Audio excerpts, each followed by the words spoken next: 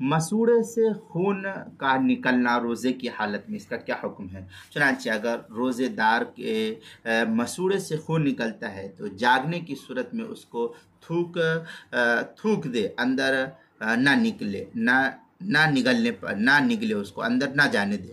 چنانچہ دوسری صورت یہ کہ اگر روزے دار کے مسوڑے سے خون نکل کر سونے کی حالت میں خود بخود بلا اختیار تھوک حلق سے نیچے اتر جاتا ہے تو روزہ فاسد نہیں ہوگا، البتہ صحت کے بعد احتیاطاً اس روزے کی قضا کر لینی چاہیے جس میں جو ہے یہ بیماری زیادہ عروج پر تھی۔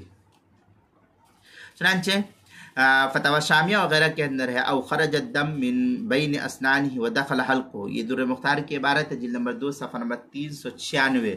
آگے ہے قلت ومن هذا يعلم حکم من قلع ذرسہ فی رمضان ودخل الدم الى جوفہ الى النہار، یہ فتاوی شامیہ کی عبارت ہے، جلد نمبر 2 صفحہ نمبر 396۔ تیسری صورت یہ کہ اگر خون تھوک سے غالب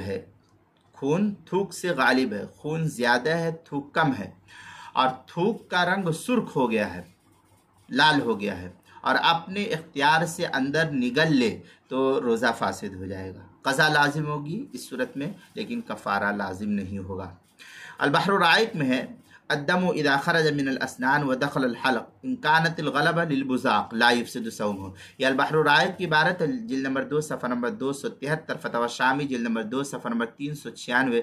مطلب یکرہ السحر اذا خاف فوت الصبح، یہ HM سعید کراچی پاکستان کا چھپا ہوا نسخہ اس کے اندر۔